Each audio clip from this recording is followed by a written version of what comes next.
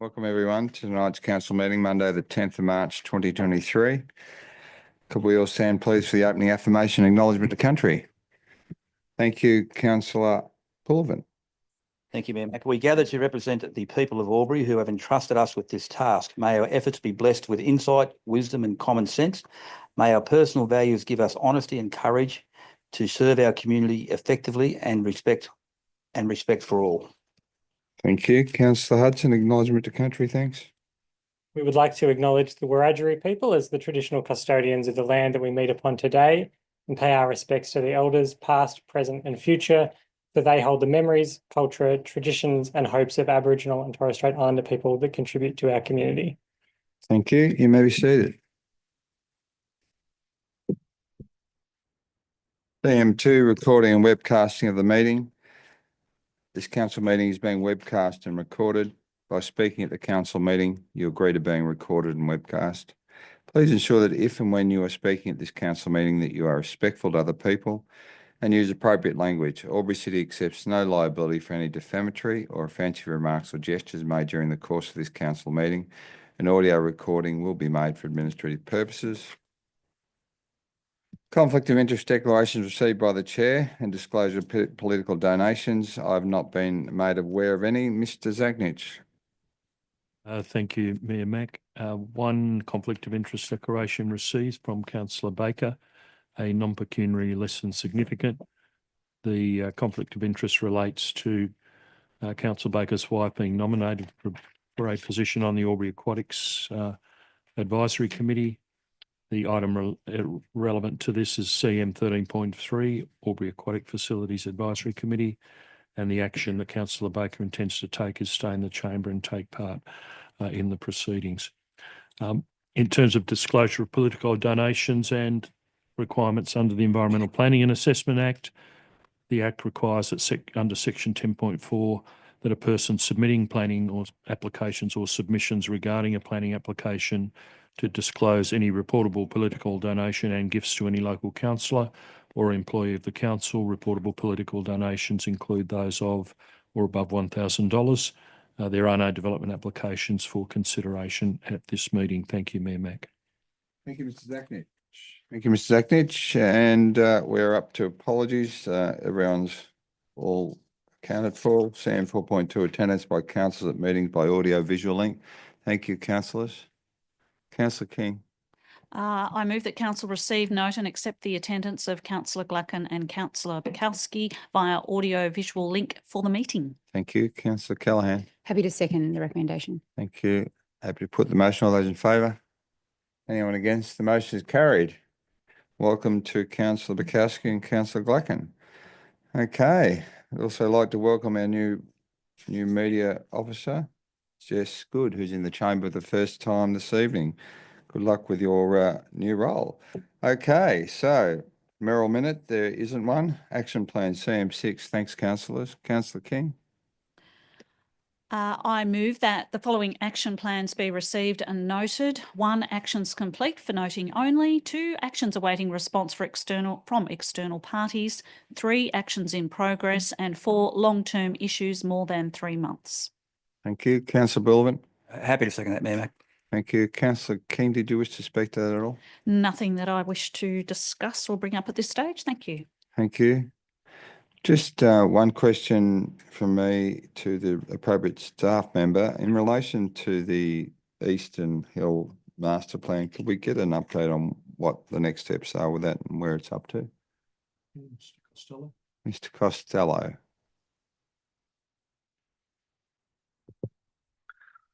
Thanks very much for the question, Mayor Mack.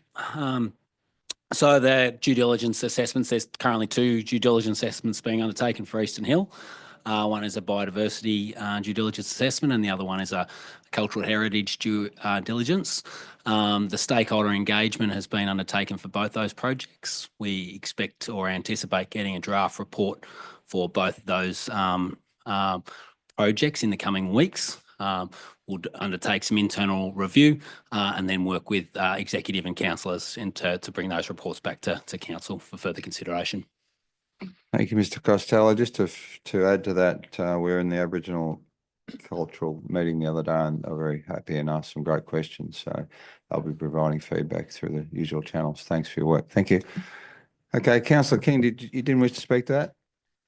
Happy to put that motion. All those in favour? Anyone against? The motion is carried. Thank you. Okay. We're up to confirmation minutes of previous meeting. Thank you, councillors. Held on the Monday, the 24th of February, 2025. Councillor Billivan. Thank you, Mayor Mack. I move that the minutes of the council meeting held on the 24th of February 2025 at 6 p.m. be confirmed. Thank you. Seconder, thanks. Councillor Cameron. Second that, please. Thank you. Councillor Billivan, do you wish to speak to them at all? Nothing. Thank you, Mayor Mack. There's been no questions or debate. Happy to put the motion. All those in favour? Anyone against? The motion is carried. Thank you, councillors. There are no reports from community forums. Notices of motion or notices of rescission. Notice of motion budget review analysis. Councillor Callaghan. Thank you, Mayor Mack. Would you like me to read the Yep. intricacies of 1 to 8? Happy to. Thank you. Thank you. I'd like to move that the CEO appoint an independent auditor to conduct a comprehensive review of the current and future budgets to assess alignment with the strategic goals, evaluate revenue assumptions and analyse expenditure trends with the objective of ensuring financial sustainability, identify inefficiencies and improve fiscal management. That the scope of the review includes, number 1, alignment with strategic goals, compare the budget against the council's strategic plan, including a review of high priority project funding, recommend adjustments if misalignments are found. Number 2, revenue assumptions evaluation, assess the accuracy of the revenue forecasts, growth projections for property rates, fees and grants, and review the sustainability of revenue sources. Recommend measures to mitigate risks associated with unpredictable revenues. Number 3, expenditure analysis, examine current spending patterns and identify inefficiencies or areas for potential savings. Review the justification for increases in spending and evaluate their alignment with service delivery outcomes. Number 4, financial sustainability and risk management. Assess the sufficiency of operating revenue to cover cost expenses, ensuring long-term financial plans are in place. Review risk management strategies, including contingency plans and mitigation of emerging financial risks. Number 5, capital expenditure and debt strategy review. Confirm that capital projects have proper business cases, feasibility studies and secured funding. Evaluate the long-term sustainability of borrowing plans and ensure compliance with financial regulations. Number 6, process and transparency improvements. Review the effectiveness of variance analysis, financial reporting transparency and public consultations on the budgeting process. Recommend improvements in budgeting processes, transparency and accountability measures. Number 7, compliance and internal controls. Ensure the budget complies with all the regulatory requirements and assess internal controls to prevent fraud and financial mismanagement. And number 8, post-budget performance monitoring. Recommend the implementation of robust monitoring systems to track budget performance, address variances and improve future budget cycles. Thank you. Okay, Councillor Callaghan, seconder, thanks. Councillor Cameron. Yeah, I'd like to second. Thank you. Councillor Callaghan, there are no questions. Do you wish to open debate? You have a question? Yeah, that came on just right a minute. Councillor Hudson, question. Thank you, Mayor Mack. Through you to the most relevant member of staff. I have a number of questions. 1, has council ever conducted such a comprehensive independent audit of its finances before? I note that there were a number of audits listed in the CEO briefing note, but I just wondered whether there was one that was of similar nature to this. Mr. Finlayson. Through you, Mayor Mack. Thank you for the question. Yes, as noted in the CEO note, there are regular audits, whether it's end of financial year or regarding our processes, regarding internal financial controls and the like. However, a review of this breadth and comprehensive nature hasn't been undertaken in recent times. Follow up? Yes, thank you. I guess my question is, is there anything in this proposed recommendation that isn't able to be attended to by the AREC? Mr. Finlayson. Speaking for the AREC, the Audit Risk and Improvement Committee It does have a 4-year program. I think it was presented to council last calendar or financial year, which was adopted by council. It has a number of projects, 3 to 4 a year, within a cost of about $75,000 a year to undertake those projects. It was based on a risk analysis of the organisation and looking for gaps with the council group's risk appetite. A review of this nature wasn't picked up as part of that prioritisation process. Follow up? Yes, thank you. But could the Audit and Risk Committee conduct this sort of audit? Is it within their capabilities? Mr. Finlayson. Yes, through you, Mayor Mac. Thank you for the question. Yes, so the Audit, Risk and Improvement Committee is a committee of the council. And there's, they present their meeting minutes to you for consideration. There's also a requirement to, once every 4 years, to have strategic alignment meetings to make sure that what they're focusing on is what the council group is seeking. So yes, they can undertake a review of this type. Just one final question, thank you. If an independent, should this recommendation get up, will the report that comes from whichever independent auditor is selected be made as publicly available as any of the AREC information would be if we had similar reports? Mr. Finlayson. Through you, Mayor Mac. Thank you for the question. I think ordinarily those internal audit reports are received by the Audit, Risk and Improvement Committee, and any recommendations are considered, and the meeting minutes are shared with the councillor group. There is also a councillor representative who's an observer to that committee. I think the nature of this review and that it's initiated through the councillor group definitely would be a report that would come back to the council and be publicly available. Thank you. Thank you. Councillor King, you have a question? With this process and sort of following on from what Councillor Hudson has said, would it allow the AREC committee to have stronger visibility over the finances than what they currently have as part of their remit? Would that be fair? Mr. Finlayson. Through you, Mayor Mac. Yes, thank you for the question. As you'll see through the meeting agendas and minutes of the AREC, there are regular updates provided to each meeting regarding our financial management and implementation of audit recommendations, whether that's internal or external audit. This would be in addition and complement those other actions. Follow up, Councillor King, you comfortable with that? No, comfortable with that. Thank you. Thank you. Question from Councillor Baker. Thank you, Mayor Mac. Through you to the most relevant member of staff. Back when I first started on council, it was the Audit and Risk Committee. When did it revert to or become Audit, Risk and Improvement? Mr. Finlayson. Through you, Mayor Mac. Yes, thank you for the question. Through the Office of Local Government, there was a long lead time towards establishing Audit, Risk and Improvement Committees. They came into effect, I believe, 1 July last financial year, but there was a significant lead time in terms of establishing what are the guidelines and the roles and responsibilities of an Audit, Risk and Improvement Committee.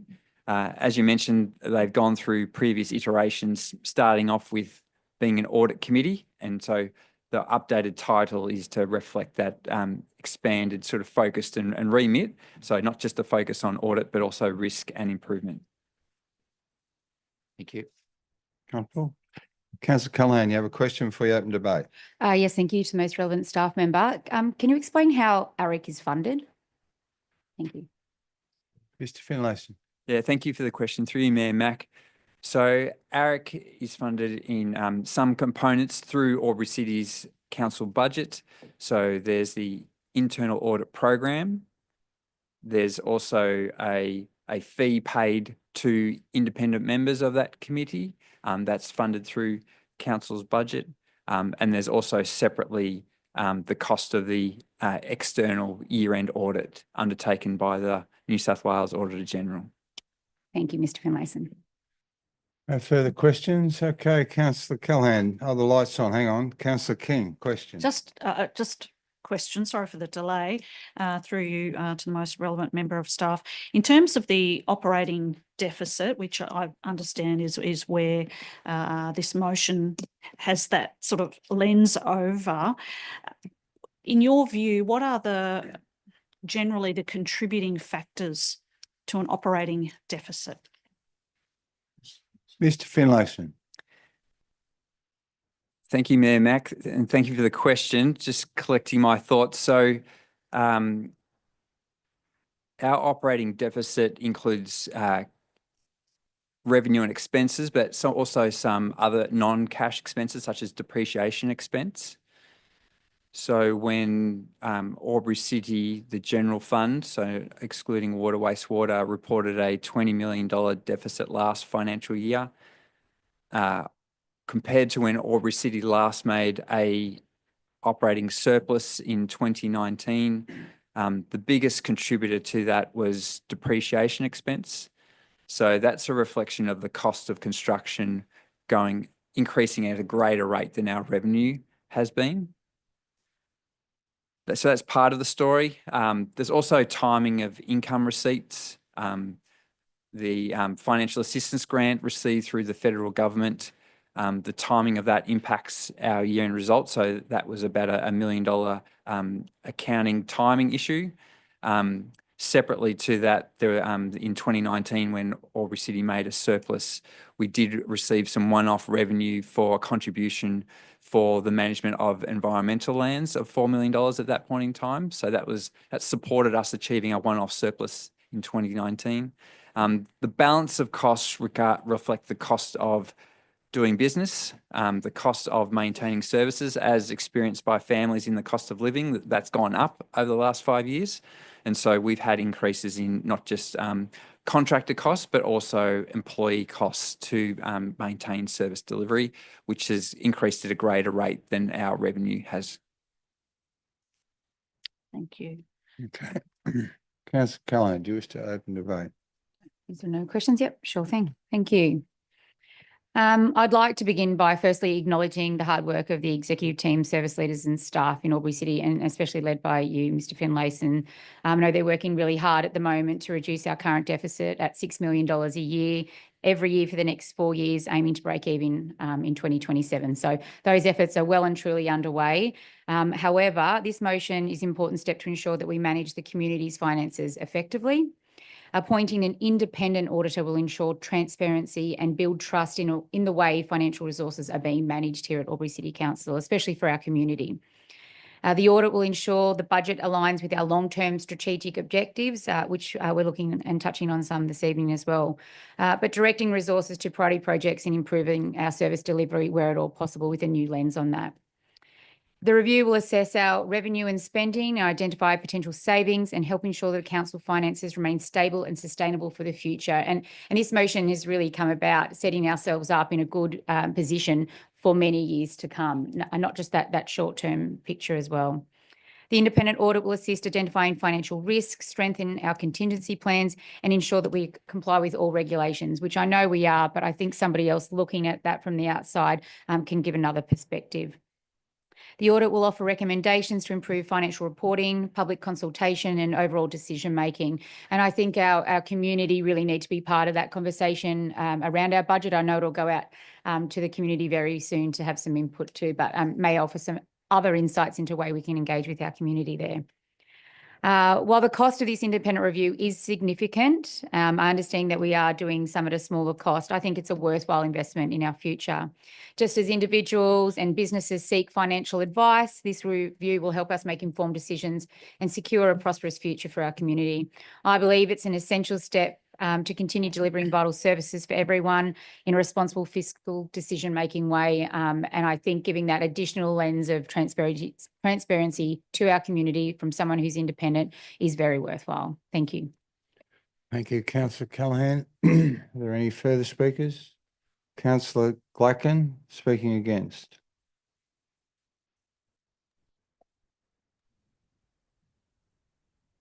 No, you're not turned on. No.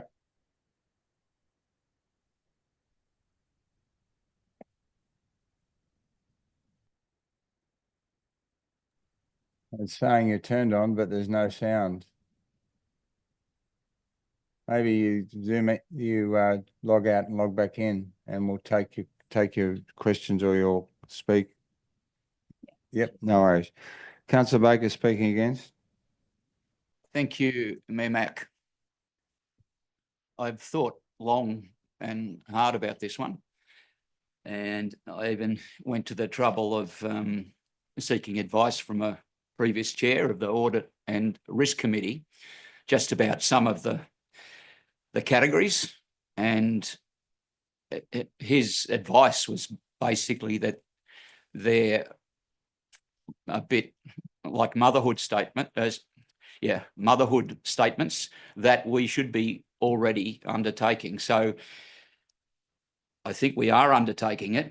And to me, this motion is saying we would like to hear from an external, well, what I take to be the case is councillors are asking for direction on what to do at council from an external entity.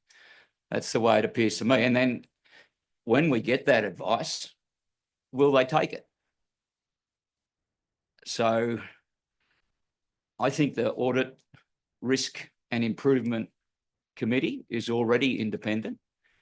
If they're not doing the right job, that's a different set of facts. But to even put this out appears to me to say that council is not up to doing the job properly, and it worries me. So I can't support it. I'd like to see a lot more and hear what particular issues have brought this to the table.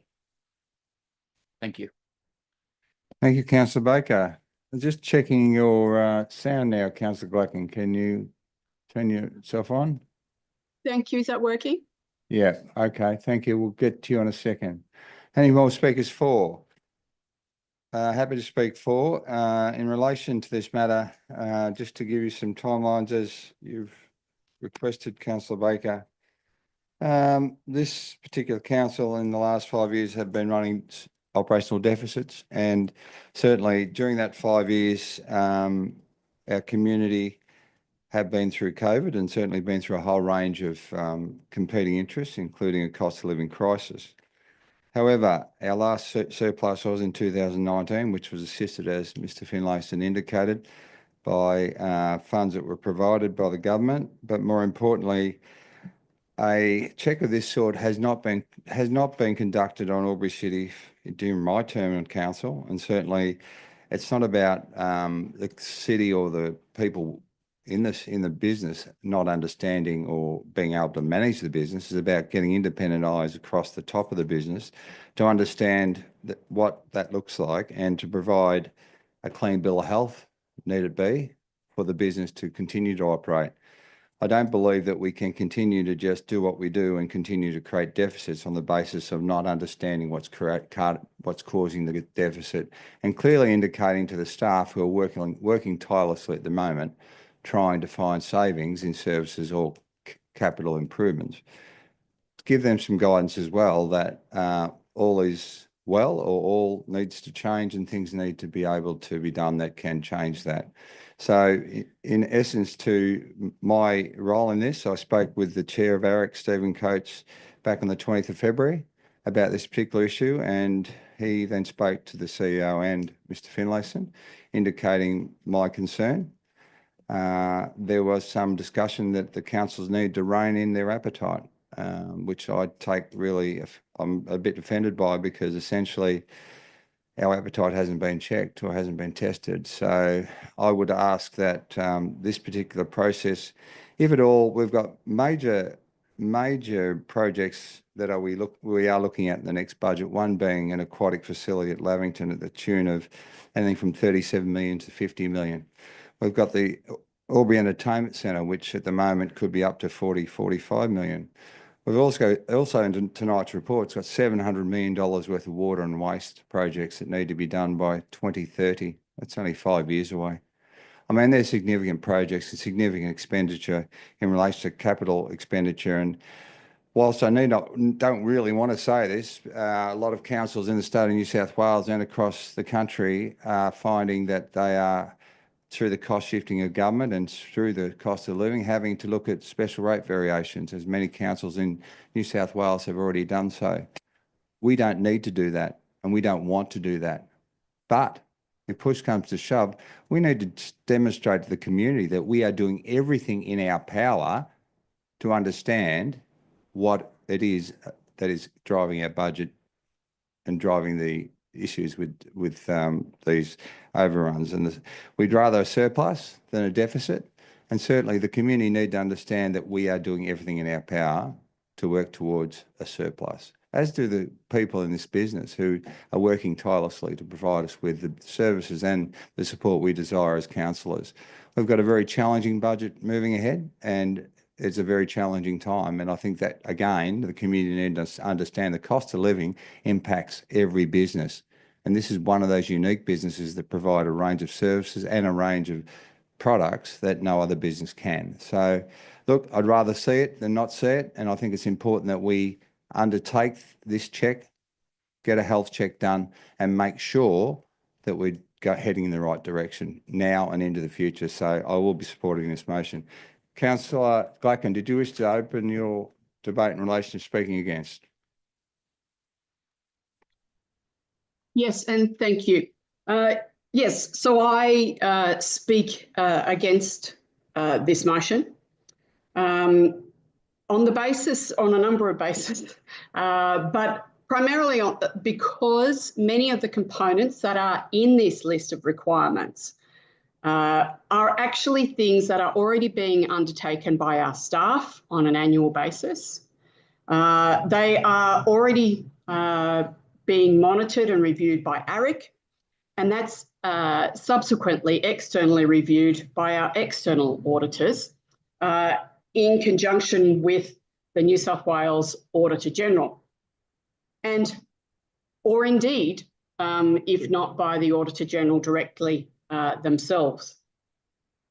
We, as a council, have legislative requirements to have systems, policies, and processes, and our budgets and their format, as well as future planning, all under the requirements of New South Wales government, and they are already under considerable scrutiny, both internally and externally. The suggested analysis in the request in the motion tonight is already largely, if not almost entirely, part of what we do on an ongoing basis. It's part of business for Albury City Council as a New South Wales local government area. One of the greatest burdens, and it's already been referred to tonight, one of the greatest burdens on our budgets is depreciation. One of the next most significant burdens, but it's not really a burden, one of the next most significant requirements is our community expectations.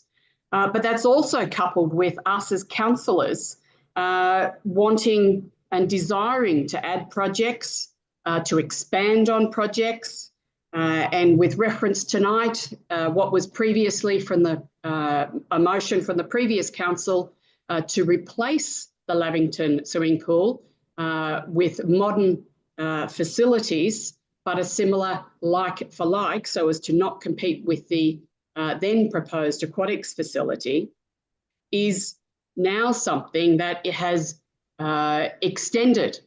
We've pushed that out in our expectations.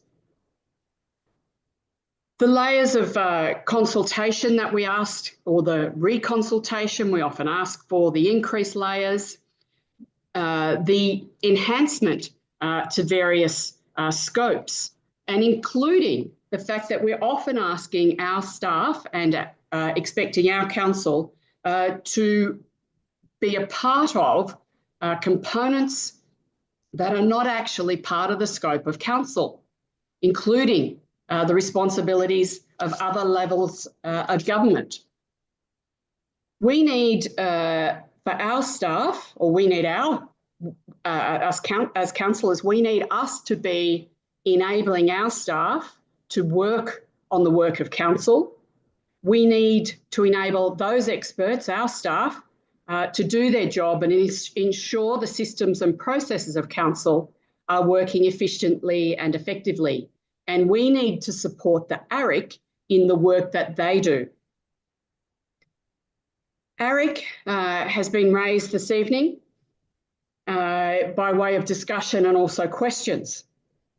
ARIC is a requirement, or the ARIC is a requirement of the New South Wales Government. It acts independently of council to a large degree. It works in conjunction with council, but it is responsible to the New South Wales Government through the Auditor-General.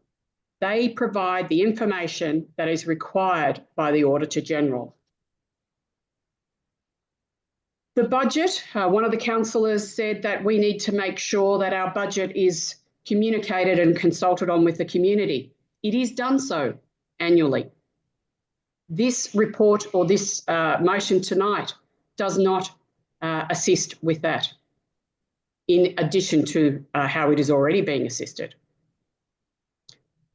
We absolutely do need to make sure that we get the best value for money for our community with their money, because it is their money and it's a legislative requirement of us as councillors and as council. And I can only begin to imagine, and I'm sure every other councillor around this table can as well, what we could achieve with another $150,000 for what is already work that is undertaken by our council, by our ARIC, in conjunction with the Office of Local Government and working with the Auditor-General or the Auditor for New South Wales. I cannot support this motion tonight because most of which is in this motion is already being undertaken and already being done. Thank you very much. Thank you, Councillor Gluck. And no speakers for. Happy to take a speaker against. Councillor Hudson. Thank you, Mayor Mac. I do speak against this motion, not because I'm not sympathetic to the intent. I think that obviously Councillor Callaghan is looking for just enhanced transparency and accountability, and I think that's a commendable. My concern is mostly around, I'm just not sure this is the correct way to go about it. I think we already have an ARIC which has, by the sounds of it, the capabilities of attending to an audit such as this. So if the matter is that they're not being resourced enough, then perhaps that's the way we need to go about it, rather than providing more money to external consultants. We have a real problem in this state with over-reliance on consultants. We've just had a New South Wales Upper House committee inquiry into that very matter, actually. And while it didn't look at local government specifically, it identified that there is absolutely an over-reliance on external consultants. If there's a concern that, well, we fund our ARIC and so perhaps they're not independent enough, well, then, I mean, we would fund the external consultant too. So I don't see how that would be any different. And ultimately, I think we have a lot of solutions already on the table. We're going to be reviewing our developer infrastructure contributions coming up shortly. We know that Albury's infrastructure contributions are roughly per lot from the developers are roughly half what they are in other regional cities in New South Wales. That's a huge amount of money that's been left on the table over a very long period of time. That's probably something that should have happened much sooner. We don't need external consultants to tell us that we need to do that. We know we're probably going to be increasing our developer contributions this year. So I'm just not convinced that this is the right way to go about what I think the intent of it is. And if the solution is to resource our ARIC to a greater extent, then I'd support something like that. Thank you. Thank you. There appears to be no speakers for or against. Happy to take a closing. Thanks, Councillor Callaghan. Absolutely. Thank you. Councillor Baker, just as you did with your advisor on this very motion, you sought advice for guidance, and seeking further advice isn't a negative. It should be seen as an opportunity to improve where you can and become more informed. As alluded to, we have some huge projects, some major projects already in the order of millions. And as noted in the papers this evening and as mentioned, $350 million on a pool, 40 million, 35 million on a pool, 40 million on AEC, and 700 million waste and water. Perhaps this audit will also identify that Albury City Council has an over-reliance on external contractors too. I don't know what will come from it, but I suspect this audit will further enable our staff to improve their efficiencies and get the best value for the community's money, enhanced accountability and transparency for the community as well. This independent financial review is not just an expense, it's an investment in the future of our community. And by ensuring transparency and strengthening our financial sustainability, and identifying areas for improvement. That's the whole purpose of an audit. That's the whole purpose why mums and dads go and seek financial advice. You want to improve where possible, and I don't think it hurts to have a fresh set of eyes to be able to do that. It'll empower us to make more informed decisions, strategic decisions, reduce risk, and also continue delivering essential service effectively for our community. Thank you. Thank you. Put the motion. All those in favour? Those against? The motion is carried. Thank you, councillors. Okay, we've got no presentation of deputation. CM11 reports, minutes of committees and working parties, minutes of the Audit and Risk and Improvement Committee meeting held on 12th of February 2025. Thank you, councillors. Councillor Bullivant. Thank you, Mac. I move that council receives, notes and accepts the minutes of the Audit and Risk and Improvement Committee meeting held on the 25th, Wednesday, the 12th of February 2025. Thank you. Seconder, thanks. Councillor Callaghan. Happy to second. Thank you. Councillor Bullivant, wish to speak to that at all? No, thank you, Mac. Thank you. There appears to be no further question or debate. Happy to put the motion. All those in favour? Anyone against? The motion is carried. Thank you. We have no documents for sealing. CM13 officers reports for consideration. 13.1 the draft revised community strategic plan towards Albury 2050. Public exhibition submissions. Thank you, councillors. Councillor Gluckin. Thank you through you to move the recommendation as a motion that Council A receives and notes the submissions received on the draft community strategic plan towards Albury 2050, and B endorses the draft revised community strategic plan towards Albury 2050. Thank you. Thank you. Councillor Callaghan. Happy to second the recommendation. Thank you. Councillor Gluckin, do you wish to open debate?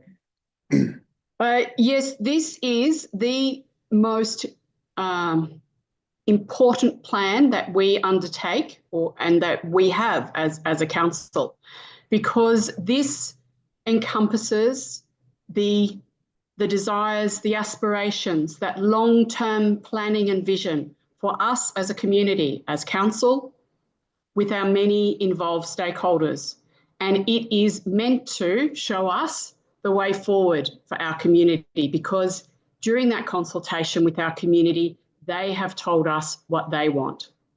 This plan goes back to 2006, when the first community, long-term community plan, such as this, and it was called Albury 2030, was first created with our community. And it was prior to a requirement by the New South Wales government. Since that time, we've undertaken a major review of the Albury 2030, and what we have before us tonight is the Albury 2050.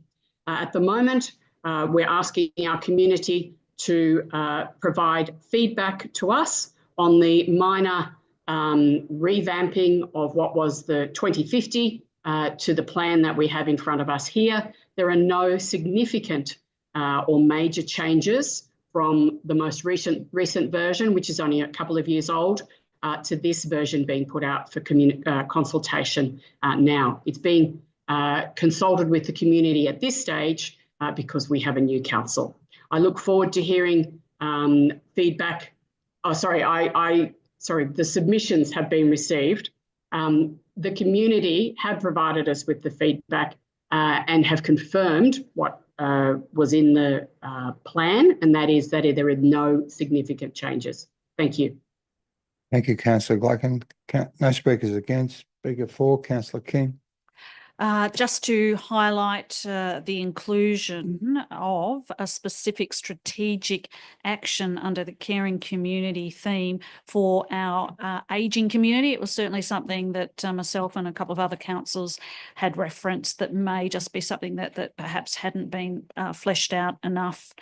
So pleased to see that draft strategic action has been included in terms of really specifying to advocate and provide services and facilities to promote healthy and positive ageing, because I do get feedback from our community that is an area that perhaps council can have a little lens on as we look towards 2050. So thank you. Thank you, Councillor King. No further speakers for or against or questions. Councillor Glyton, did you wish to close debate?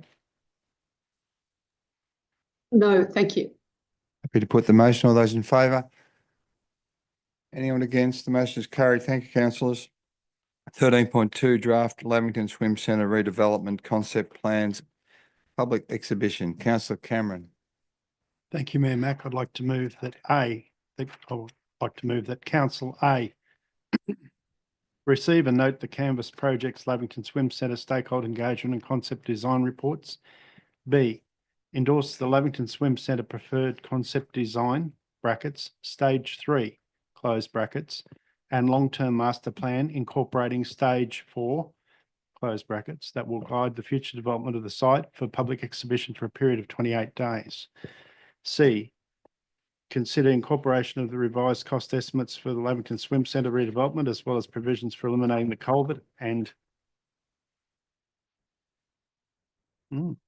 and the Gelbart car park in developing Albury City's draft 4-year delivery program 2025-29, and D, receive a future report on the outcomes of the public exhibition process and project funding strategy.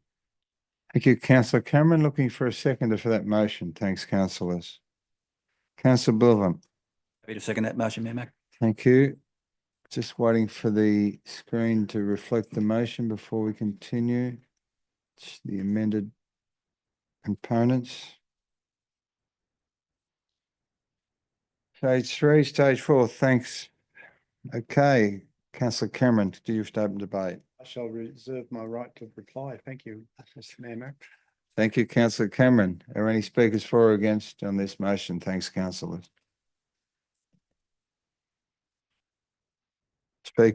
Question from Councillor Hudson. No speaker against. Sorry, speaking for, I meant to say. I speak to endorse putting this out to the community. I think it's correct.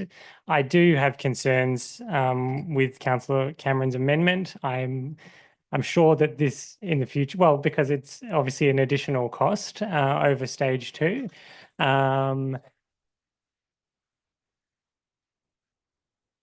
Motion, not amendment. Thank you, Councillor Cameron. It is a motion, not an amendment.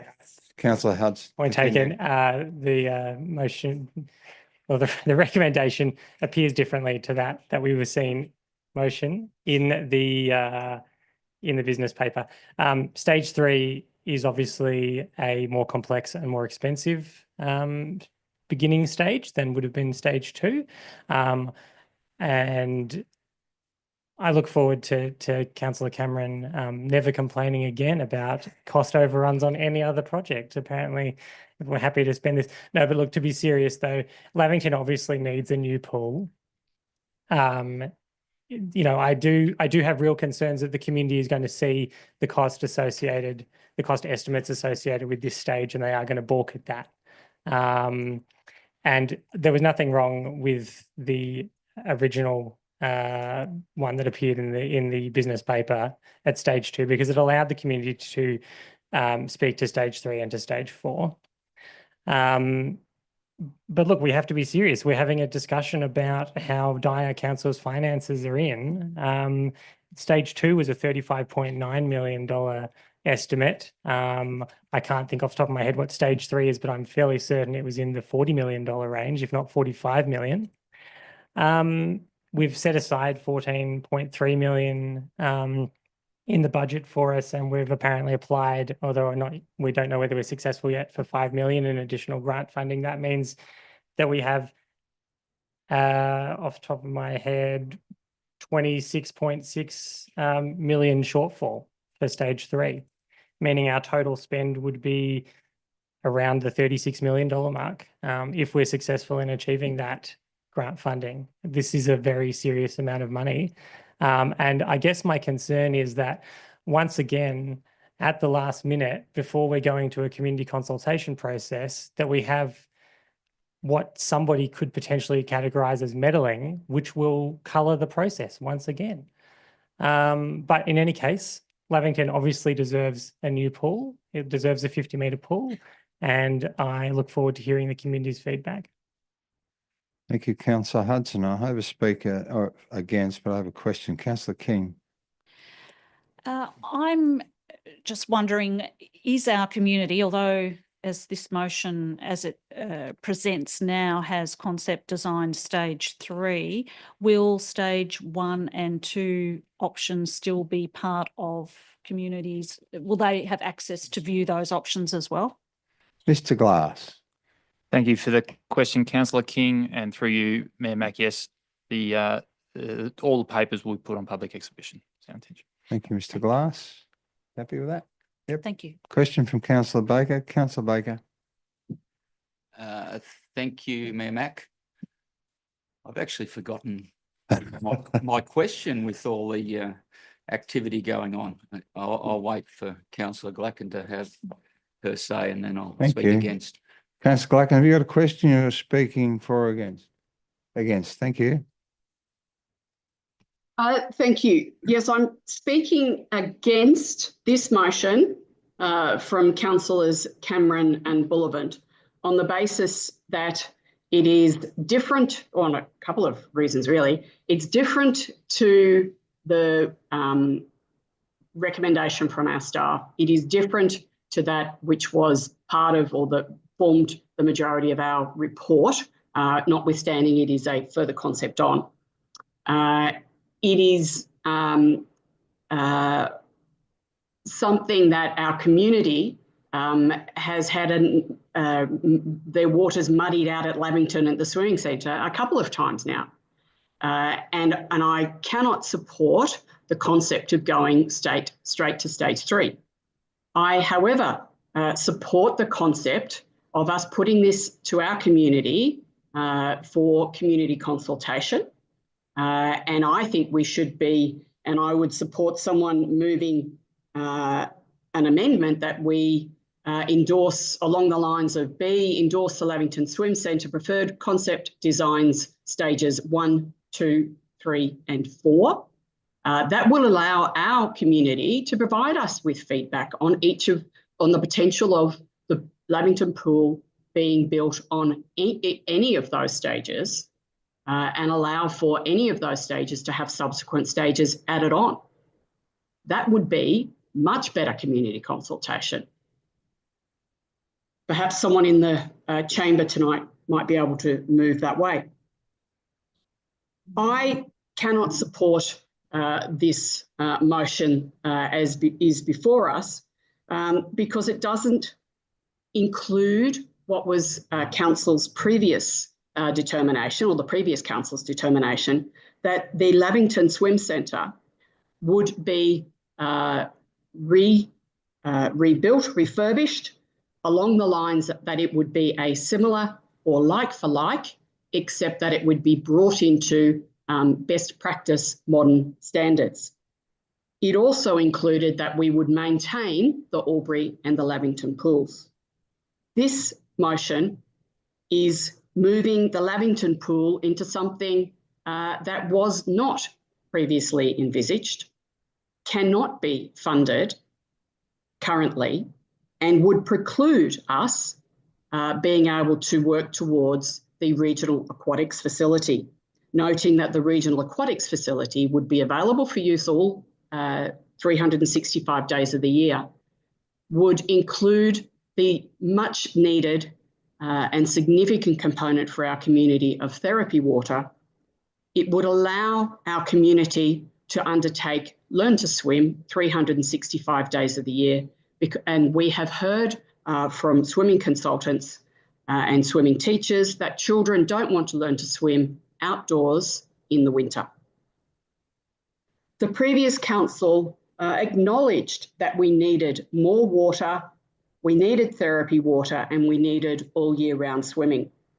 And that was on the basis of replacing the Lavington pool with like for like, but bringing it into the current standards.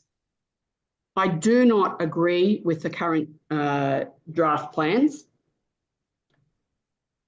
We have been, as a council and a community, working towards a regional aquatics facility for at least 2 decades, in fact, longer than 2 decades, because it was something we were working towards when I first joined council.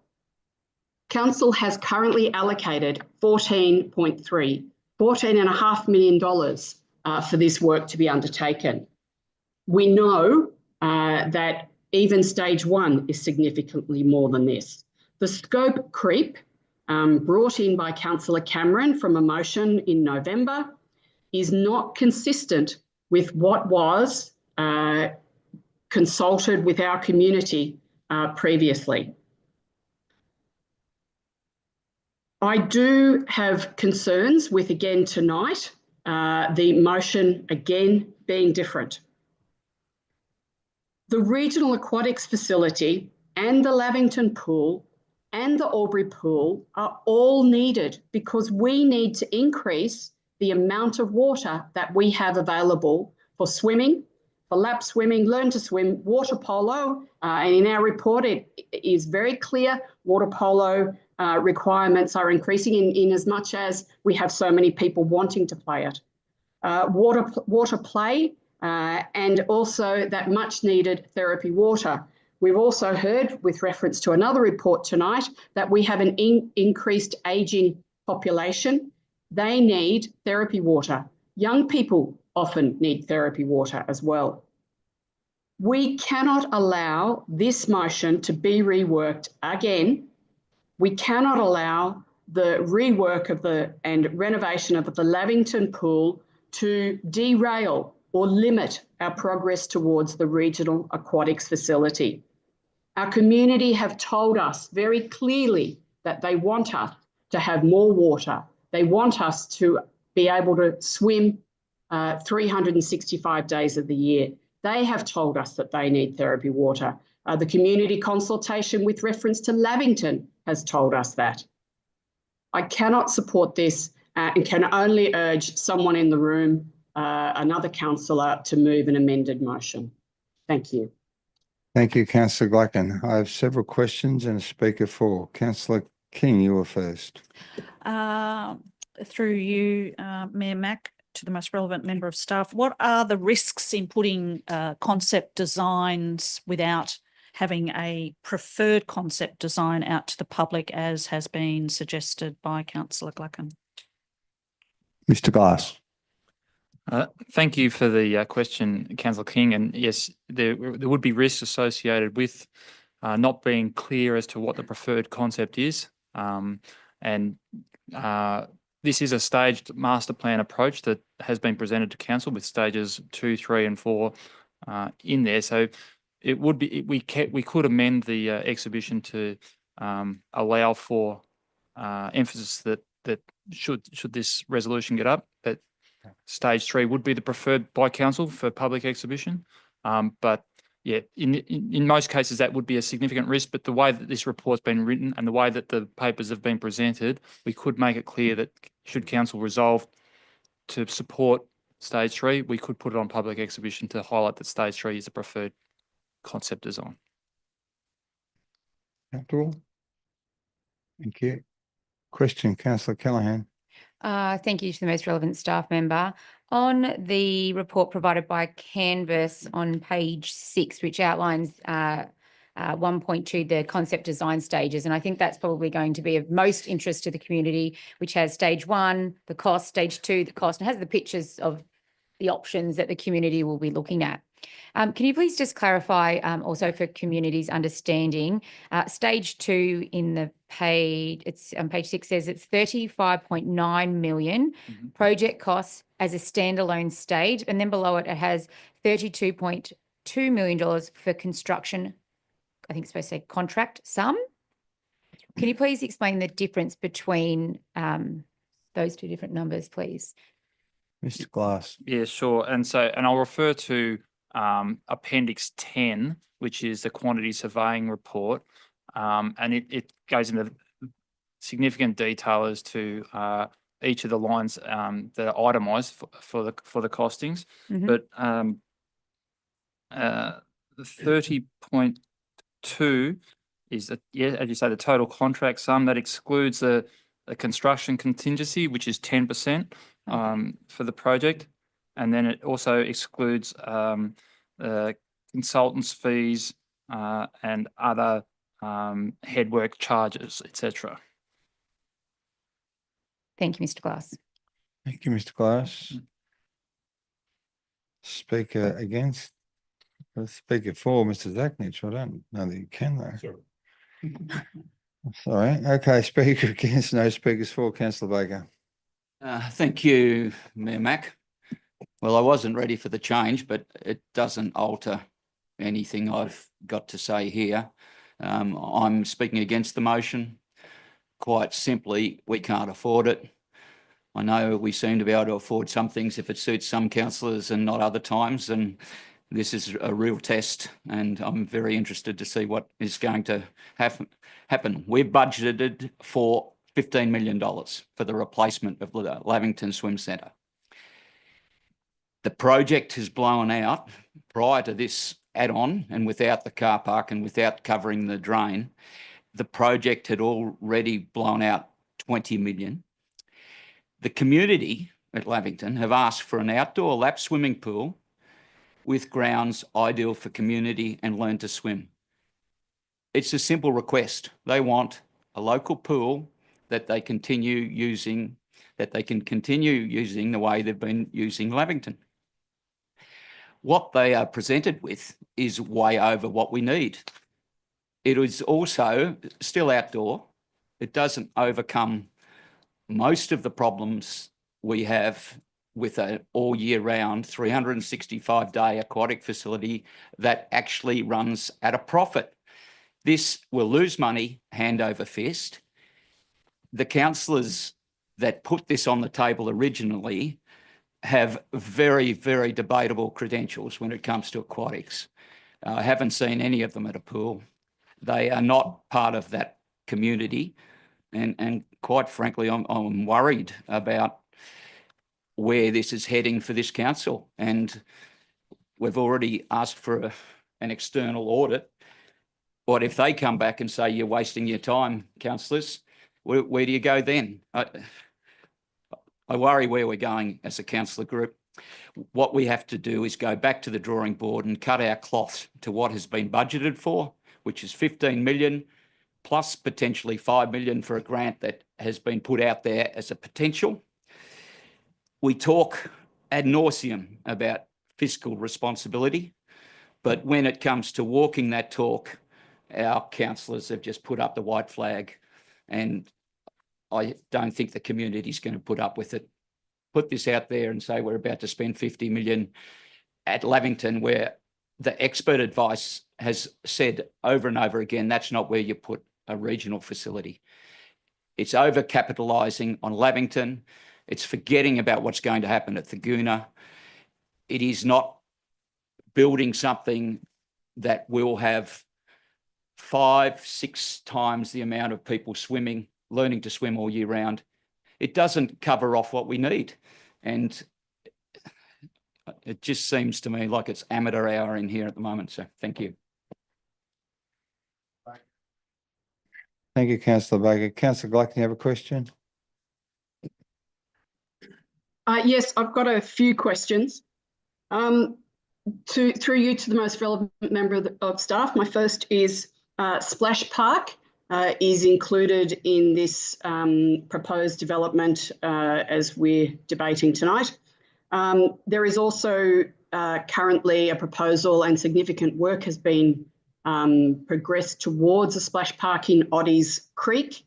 My question to the staff is, noting we have no water play space at the moment, my question to the staff is, do we need two, and can we afford 2.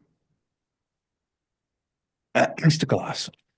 Thank you for your question, councillor Glacken, and through you, Mayor Mack. Noting we have none at the moment, the resolution that that was provided in 2023 did ask for us to give consideration to a splash park. The cost of the splash park, as I mentioned, is itemised in the QS report at $2.25 million. I'm probably not the best person to answer whether we can afford it or not, though. Thanks, Mr. Glass. Did you have a follow-up, councillor Glacken? Yes, with reference to that, and then I have a couple of other questions as well. So with noting the cost for this splash park, my understanding is that the proposed Oddies Creek Splash Park was first envisaged after the previous resolutions of the previous council for the Lavington Sewing Centre. Can the staff confirm what the proposed cost is for the Oddies Creek Park and when that was intended to be introduced or built? Mr. Glass. Yeah, thank you for the question. You might recall, councillor Glacken, that the Oddies Creek Splash Park was one of the elements of the Albury-Wodonga Regional Project. It has been costed, jointly funded with a contribution proposed of $2.5 million from the federal government and $2.5 million from Albury City. The timing of that project is still subject to the deeds, but it's during 2027 completion, I understand. Follow-up, councillor Glacken? Thank you for that. My next question is with reference to all year-round swimming pools. It was envisaged by the previous council and prior to the motion brought forward by Councillor Cameron in November that there would be work towards a regional aquatics facility that would provide indoor 365-day warm water and access, including therapy, etc. This pool does not. Can the staff confirm if we need 2 pools that provide 365-day access, noting the population and our use within Albury? Mr. Glass. Yeah, thank you for the question. The council resolution was to consider enclosure for this pool. Consideration was provided. It didn't necessarily look specifically as to whether there would be a second pool, indoor pool elsewhere within the LGA. I'm hoping that answers your question, councillor Glacken. Councillor Glacken? Not entirely, but as I only get one opportunity to enter into debate on this topic, I'll leave the answer at that. Thank you. And my next question is with reference to therapeutic water, noting it's been well documented that Albury needs therapeutic water.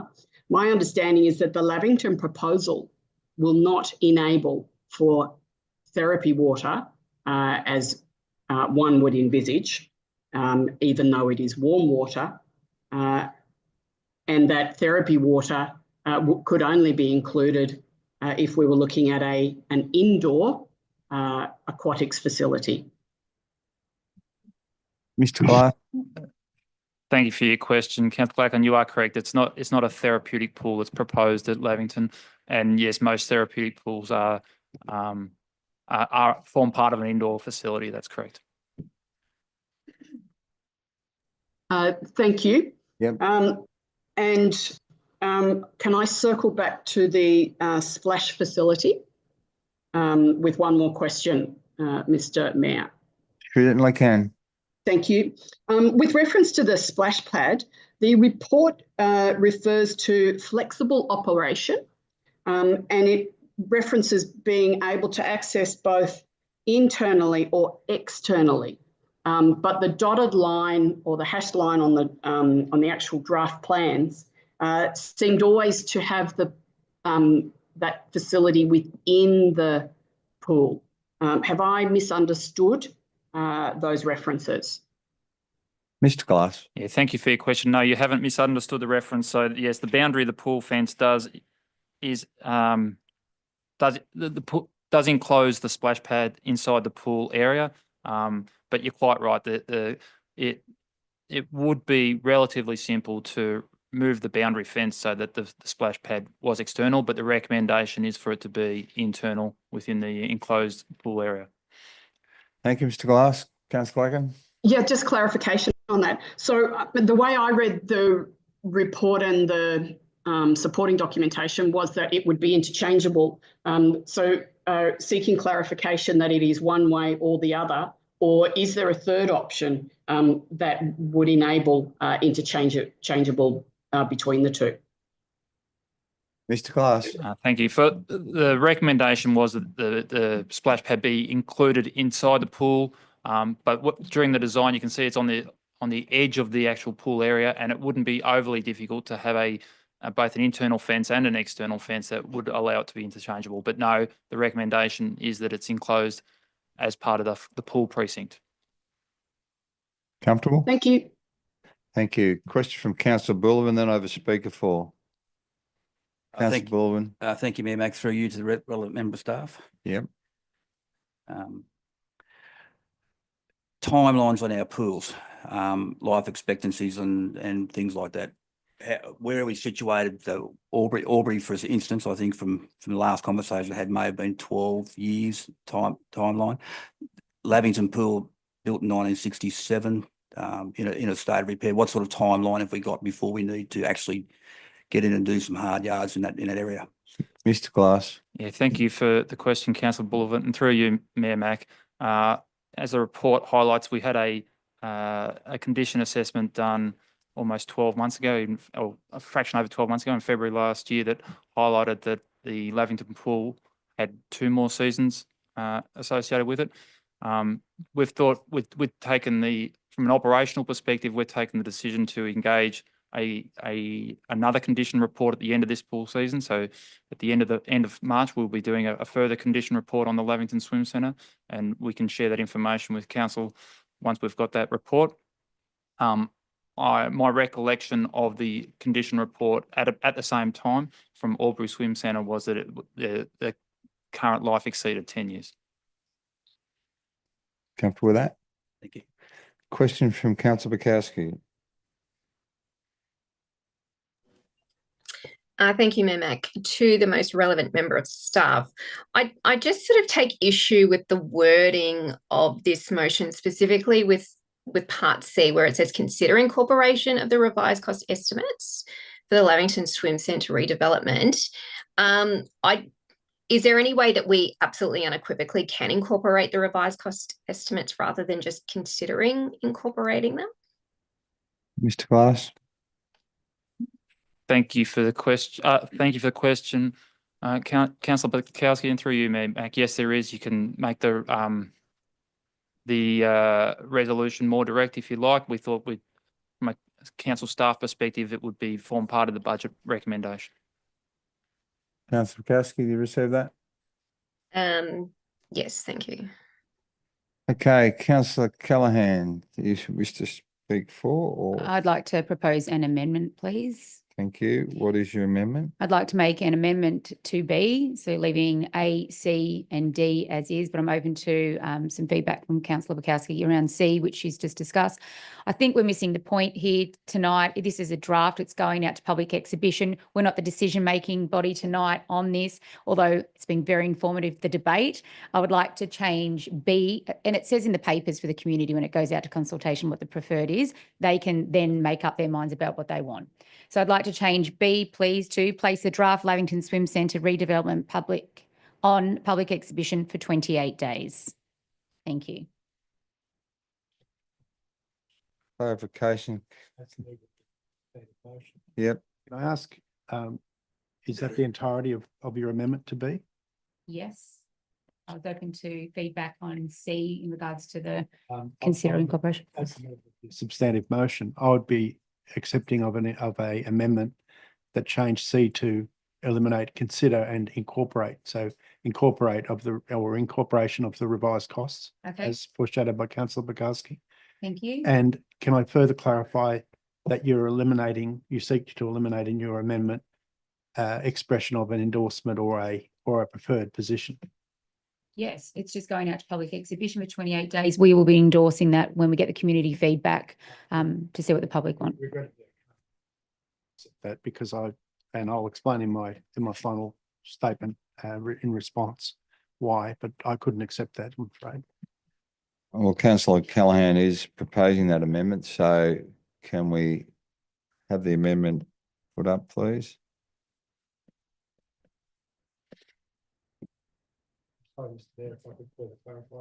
Councillor Cameron? I'm happy to accept the amendment in regard to C. Yeah, but B but I is wish to read removing endorse the Lavington Swim Centre preferred concept design stage 3 and long-term master plan Roger. incorporating stage 4. Just endorse the Lavington Swim Centre that will go preferred concept or endorse? No, I said place the draft Lavington Swim Centre redevelopment on public exhibition for 28 days. The whole purpose Okay, of the motion is to seek community feedback. That's what it is. Tonight isn't a decision-making motion. That will come where we can amend and decide and based on community feedback, decide whether we're going to go with stage 1, 2, 3, or 4 or something or none. Like that, tonight's not the night for that decision. Mr. Mayor, position, Yes. I will accept that amendment. And in the interests of and the very valid point that councillor Callaghan has made, that this is simply putting it out for public consultation. It's not a final determination, and there's no need to die in a ditch over the verbiage around this tonight. So I will accept that, but I would like the opportunity to speak and reply to some of the submissions tonight. thank you. And I would propose to do that by way of actually, I don't know if I can second an amendment to our own motion, but I believe I can. I think. You can accept it. You can Well, accept in it, but you accepting can't it, amend it. I'd like to speak in reply of the amended motion. Happy to give you that option, councillor Cameron. Just need to check. Second. Yeah. they're happy with the Yeah. changes. Councillor Bullivan, you happy with those changes? Can you say that on record? Happy with the changes, Mayor Mac. Thank you. And councillor Cameron, just as you are on record, are you happy to accept those changes? I am, Mayor Mac. Thank you. Just waiting for the changes to take place. Okay, we have placed the draft Lavington Swim Centre concept design master plan on public exhibition for 28 days, and C, incorporate the revised cost estimates for the Lavington Swim Centre redevelopment, as well as provisions for eliminating the culvert and establishing the Jalbo Park car park and developing Albury City's draft 4-year delivery program 2025 to 2029. Councillor Gleichen, you have a question? Thank you. It's with reference to process. I understand councillor Butowski wanting us to set funds aside. However, C actually says that we're going to set funds aside, but we've still not actually had that feedback from our community. And so I would urge councillors to reconsider, including the mover and the seconder of this revised motion as put forward by councillor Callaghan, and I concur with B, but revert C back to consider or whatever the original wording was for that. I'll just find it. Consider incorporation, because until we've had that community feedback, we cannot incorporate the revised budgets because we don't know which version the community is going to wish us to undertake. Thank you. Councillor Cameron, response? No? No, Mayor Mac. Thank you. No. Okay. Question, councillor Hudson, before we take speakers forward. Thank you, Mayor Mac. Yes, it's actually just Councillor Gleichen's position, but phrased as a question. Can we have this, can we incorporate cost estimates if we haven't got a preferred staging of the plan? Wouldn't that mean we'd have to have 4 different cost estimates? Mr. Glass. Thank you for the question, and you're quite right. We will have to consider the questions that we ask our community when we place it on public exhibition as well to seek their feedback.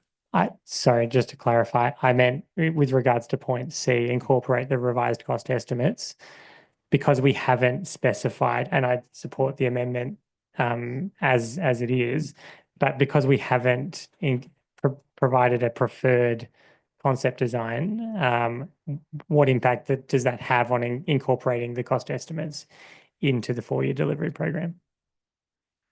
Mr. Glass. So, thank you. I envisage that we would seek feedback as to which stage from the community they would have as a preferred stage to enter into this during the 4-year delivery program, which stage they'd like to start and what they would like to see happen within that 4-year program, and we would adjust our budgets accordingly. Okay, thank you. Subject to future council resolution. Thank you, councillor Hudson. Speaker 4, councillor King. Thanks for being so patient. No, it's great. All great questions. I am fully supportive of replacing the 50-metre pool out at Lavington. I am in much more favour of this motion as it now presents to us, because I do feel if we're looking at the feedback that we received originally, a lot of the elements that our community told us they wanted were the 50-metre outdoor pool, the grassy areas and gum trees, and they loved the local feel, the quiet, peaceful, not overcrowded and good shading, and their priorities were for outdoor swimming, learn to swim in particular. So I think going to a preferred concept design 3 as the first stage is in my view, not actually giving them what they told us they were looking to see in this project, in my view. So I think the addition of B leaves that open to our community to again see what those options are and the unintended consequences of different concept designs and what they might mean for what they actually value and treasure in that location. But I will support this motion. Thank you. Thank you, councillor King. Councillor Bullivant speaking 4. Thank you, Mayor Mac. Coincidentally, councillor King just mentioned a few of the things I was going to mention in my motion. But the people of Lavington do need a pool. We're well aware of that.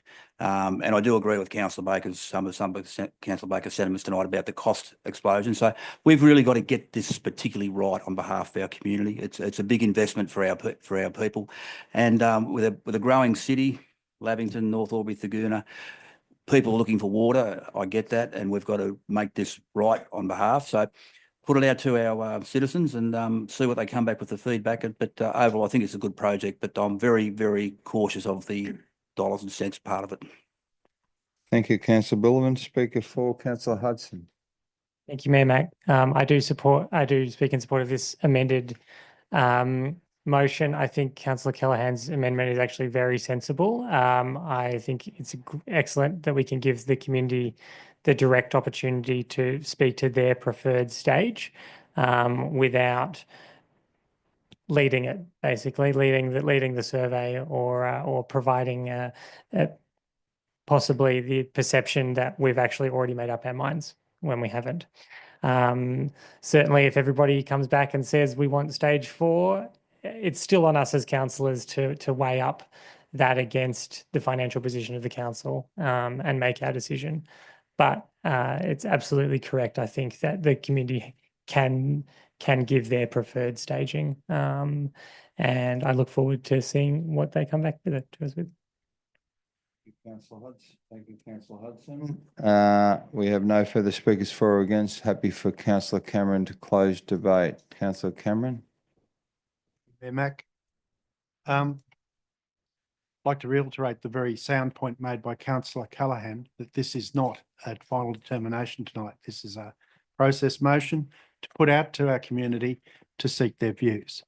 And I'd like to address some of the comments made by councillor Glacken and councillor Baker in opposing the original format of this motion. Councillor Glacken said that she couldn't support the original motion for 2 reasons. The first of those reasons, incredibly, was that because it was different to the staff recommendation. Well, what an incredible concept. The role of councillors is to come and govern this body and to make decisions in the best interests of this community. It is not to serve as a rubber stamp, as some councillors seem to think, for whatever positions are put up by the staff in their recommendations. To do that slavishly and consistently eliminates the requirement to even have councillors. We may as well just have administrators, or indeed just have the the unelected bureaucrats of local government. It is a fatuous thing to say. And we have had debate in this term of council, indeed even further, where I've heard the ridiculous theory promulgated that only the recommendations of staff can be debated until they are amended. That is equally preposterous. Councillors are quite within their rights to move any and all motions that are legal and that they believe are in the interest of this community. The second reason that Councillor Glacken said that she couldn't support the original motion in its original format was because it would be contrary to the previous decisions of council to redevelop Lavington in light of the development at Lauren Jackson. Well, it's about time that some councillors on this council and some people in our community got the mail that the Lauren Jackson proposal is on hold. It's not going ahead. And the decision of this council is that we will redevelop Lavington. Can't put it any plainer than that. I don't know why people keep returning, as the good book says, like a dog to its vomit, to this proposition of Lauren Jackson, the Lauren Jackson Centre. Now, let's consider the fact that it's every time this debate comes up, the same rhetoric is trotted out. Oh, the previous council, the last council, made a decision informed by public consultation to go do the Lauren Jackson project at a cost, a projected cost, just for the aquatics of $120 million, right? That is consistently referred to when this debate comes up, or anything about aquatics comes up. I would invite Councillor Glacken and other councillors to look back at the previous term of council before that and the term before that, where it was determined not to proceed with the Lauren Jackson proposition. And this reflects the democratic process of the democratically elected councillors of each term of council. It is for each term of council to determine, the councillors, what direction matters like this will take.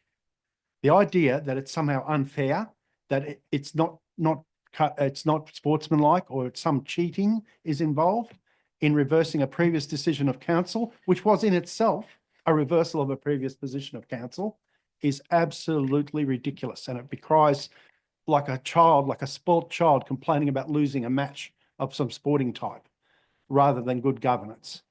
I would like to congratulate Councillor Baker tonight for coming here with his newfound fiscal piety and saying that we have to be fiscally responsible and we have to cut our cloth according to our means.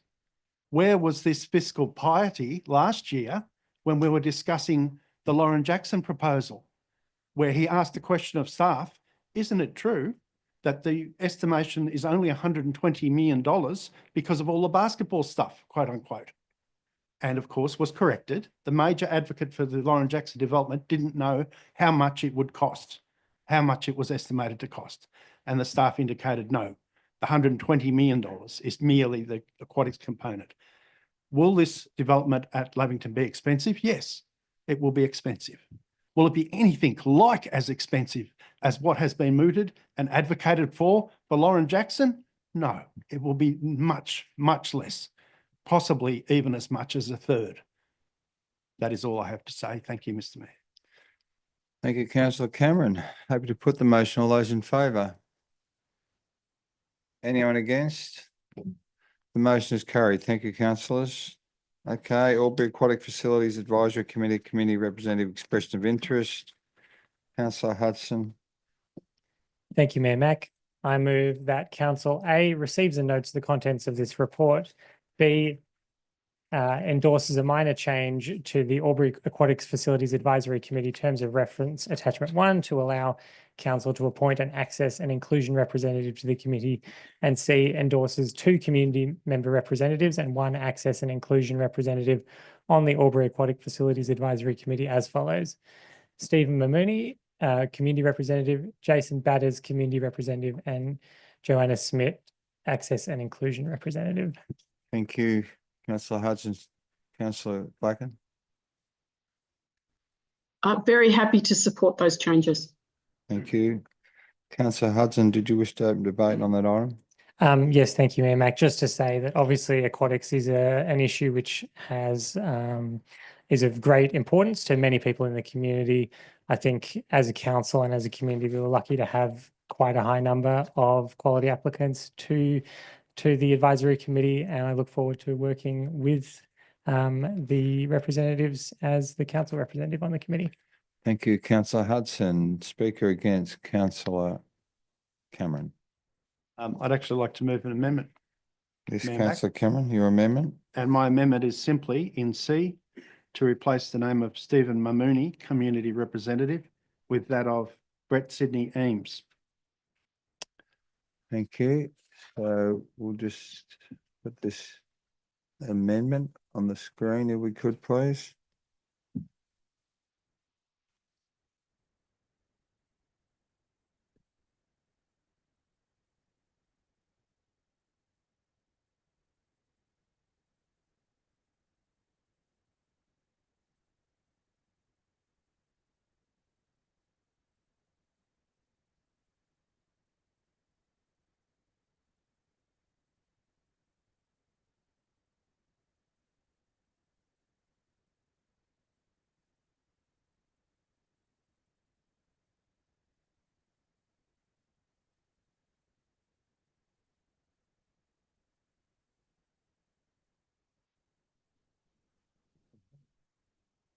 There we go. Thank you. We need a seconder for that, Councillor Cameron, your amendment.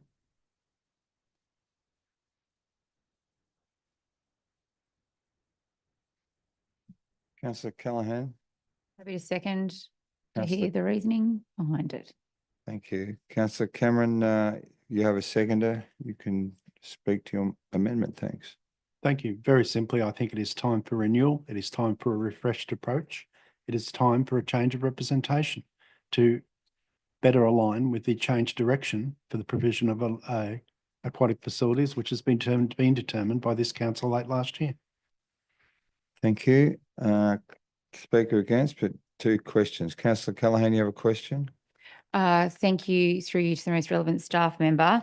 I can tell from the notes provided in the business papers that Mr. Mamooney had denotes existing AAFAC member next to his name. My question is, what are the terms of reference in how long someone can serve on the committee, and how long has Mr. Mamooney served on the committee? Mr. Glass. Yeah, thank you for the question, and it's 2 years, and as outlined in the attachment is the term for community representatives. And there was some interruptions during the COVID period in terms of having an EOI for this particular committee. And my recollection is that Mr. Mooney's been on the committee for at least 5 years, but we didn't go through an EOI process due to council elections and due to COVID when the pools were closed. Yep, follow up. My follow-up question is in relation to COVID, which in my mind seems quite some time ago now. So actually keeping Mr. Mamooney on this is contrary to the actual policy of the timeframe in which you would keep someone on a committee. Mr. Glass. It's the issue is not specifically related to Mr. Mamooney. It's related to staff process and not conducting the expression of interest in a timely manner. Okay, thank you. Councillor King, have a question. I would be interested in hearing Brett Sidney Eames' suitability for this as endorsed or suggested by Councillor Cameron. Am I able to ask that of Councillor Cameron, his recommendation and why he feels he would make a wonderful inclusion from a community representative point of view? There's a question to Councillor Cameron. Happy for you to answer. I think he would be a splendid representative. Thank you. There's your answer, Councillor King. Did you have a follow-up? I did. In what respect? What does he bring to the committee, do you think? Councillor Cameron? Well, I'm being guided in part by the recommendation of the staff, perversely enough. because they have indicated that all of the applicants were of high quality. And as I further intend to explore through my own question, if I get to ask it. Thank you, councillor Cameron. Councillor King, did you have a follow-up? That's fine. Thank you. Councillor Baker, question. Thank you, Mayor Mack. I do have a question. Is there any necessity for the person, in this case, Brett Sidney Eames, to reside in Albury? To the most relevant member of staff? Mr. Glass. Thank you for the question, councillor Baker. The criteria does include geographic representation. It doesn't necessarily state where they reside, but it does say that the criteria for assessing did include geographic representation. Able to represent the various geographies of Albury LGA. Okay. Follow-up? No, not really. He's very qualified in aquatics, as is, well, excuse me, councillor Cameron, are you looking the other way and talking through your hand to the mayor? No, he wasn't. Yeah. No, that's all. Thank you. Thank you, councillor Baker. Councillor Hudson, question. Thank you, Mayor Mack. Simply, my question is through to councillor Cameron. Given the, and look, perhaps you would elucidate us further, if given that all of the applicants apparently would be suitable, on what basis did you choose Mr. Eames as opposed to Mr. McDonald or Ms. McGrath, etc.? Mr. Cameron, councillor Cameron, did you have a response for that question? I do, Mayor Mack. I will not be questioned by the Greens. Okay. Point of order. Non-response. Point of order, councillor Callahan. No need to indicate parties in this, having a healthy debate in regards to it. I'd like to move an amendment, please. Thank you. Councillor Cameron.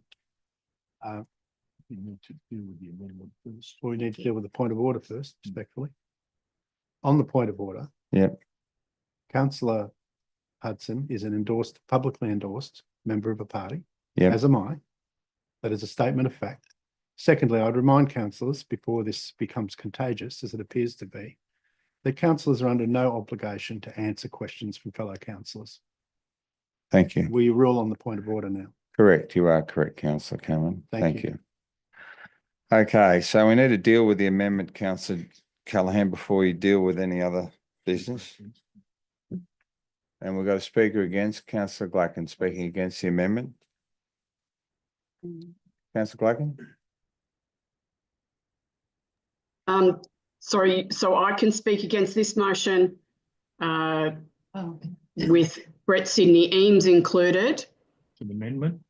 It's an amendment, yeah. Yep. Okay, so I can speak to that and then councillor Callahan can move an amendment subsequently. Okay, Thank you. all right. Okay, and as I speak against this motion, I raise that I foreshadow an alternative motion should this amended motion be lost. And that foreshadowed amended motion would be the substantive motion as presented to us tonight. I speak against this motion that has changed the first name on the list on the basis that there has already been, and this was to counteract or against the suggestion from councillor Cameron, that we need change on this committee. The list that was provided in our report gave us change. It had 2 new people. It included a new area for this committee, and that's access and inclusion. And as we have debated or included in our debates on a number of occasions, our Albury Aquatics facilities need to enable greater access to very much the wider community. So the inclusion of someone with reference to access and inclusion is incredibly supportive of this committee and indeed our community as a whole. We've had a change of one of the other existing community members. So I think there's been significant change presented to us tonight and I supported the 3 names as were listed. Can I also note that one of those community names, in fact, the name of Mr. Mamuni, is supported by a number of, or at least one, if not more, of the clubs who access those facilities in the Albury pools. So I do not believe we should be arbitrarily adding or subtracting to this list. I think the community representatives, as were suggested in our report, were entirely appropriate. I also support this because it would allow us to control and manage that change so that we can have constant renewal as opposed to an open slather 100% renewal of community representation. Thank you very much. Thank you, Councillor Glacken. Have a question from Councillor Cameron. Councillor Cameron. Thank you, Mayor Mac. Through you to the most appropriate member of staff, I have a 2-part question. 1, Mr. Peter Slattery was is an existing member of the committee, yet his name was not recommended in the recommendation. Can staff, the most appropriate member of staff, shed any light and elucidate us as to why that decision was made or to recommend that? Secondly, have there been any discussions with any of the councillor group regarding the representation during the process to form the recommendation for tonight's recommendation? Have any of the councillors had discussions with staff on this subject? Mr. Glass. Thank you for the question, Councillor Cameron, and through you, Mayor Mac. The panel that make the recommendation looked at the criteria and reviewed it on the basis of the criteria as to who they thought was the most the best representatives on this committee. So hopefully that answers the first part of your question. And the second part of your question, no, the councillors have not been engaged in any part of this process. Just a follow-up if I may, Mayor Mac. Yep. I'm afraid that doesn't answer the question to my satisfaction. I'm trying to discern the logic or the factors that led to Mr. Mamuni being recommended for reappointment over Mr. Slattery. Against the criteria that's been outlined in the report. There's 5 criteria areas, and the panel, I wasn't on the panel, but the panel have obviously identified against those 5 criteria area that Mr. Mamuni was a preferred candidate over Mr. Slattery. If I could further seek clarification. Yes. Is there a numerical scoring, for example? I mean, how is this done? Mr. Glass. There's 3 panel. Thank you for the question, Councillor Cameron. 3 panel members, and they score against the criteria. That's correct. All right. Thank you. Thank you. Question, Councillor Callaghan. My question is, how long has Mr. Slattery served on the board or the committee as well? Mr. Glass. Length of time? Thank you. Similar to Mr. Mamuni, in excess of 5 years. Excess. Thank you. Okay. Being no further questions or debate, happy to let you to speak to your amendment before we put it. Thank you, Councillor Cameron. Okay, happy to put the amendment. Are those in favour? Those against? The amendment is lost. Councillor Glacken, you foreshadowed.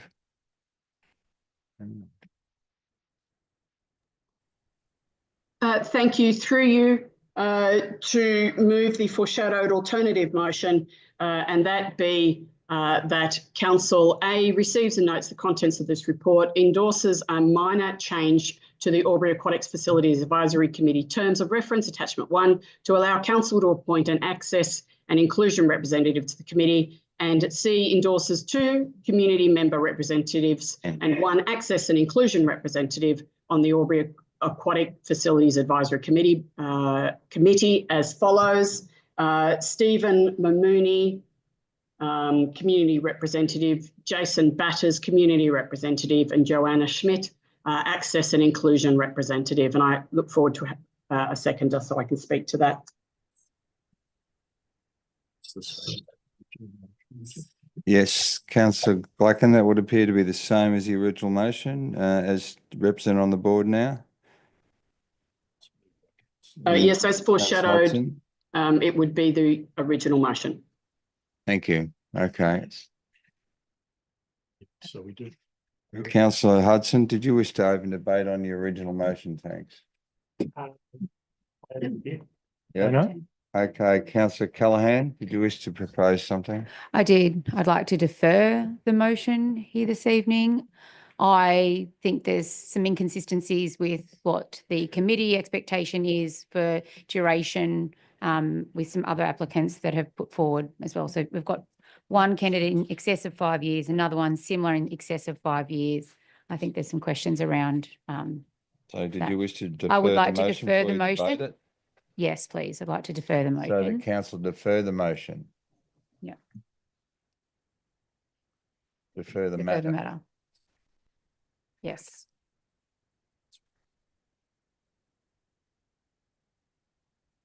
So this is an amendment we're dealing with now, councillors, that the matter be deferred.